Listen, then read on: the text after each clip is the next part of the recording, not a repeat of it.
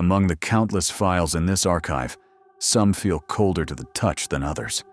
They don't speak of distant monsters, but of whispers from the room next door. It often begins with something small, something innocent, an object of childhood, forgotten. Case file number 1 is no different. It begins, as so many horrors do, inside a home, a place of supposed safety. But the records ask us to look closer, into the quiet corners, where the shadows linger a little too long, to notice the small details that feel wrong. A child's shoe in a house where no child has played for years. The legend of the Tuyul, as it's known in the local tongue, speaks of a dark pact, an ancient ritual whispered from one generation to the next. It's a promise of wealth offered in exchange for a quiet sacrifice, an offering made not to a god, but to something far, far older. Once the pact is sealed, the evidence of its success begins to appear. A door, left slightly ajar, leading to nowhere. The faint, almost imperceptible sound of a child's toy, spinning in an empty room.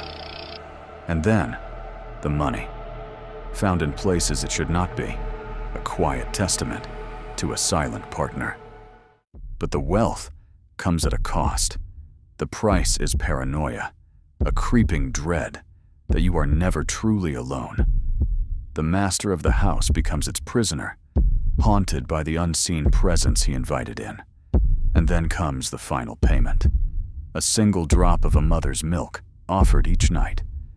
A simple act that shatters the silence and the sanity.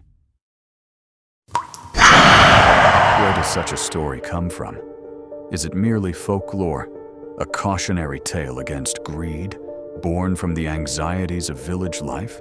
Or is it a distorted memory of something genuine, a warning passed down through the ages, hidden within a children's story? Whether it is a genuine entity or a manifestation of the human mind's darkest corners, the fear it creates is undeniably real. And so, in this archive, the Tuyul file remains open. There are more files to be unsealed. Subscribe and join us as we continue to explore the archives.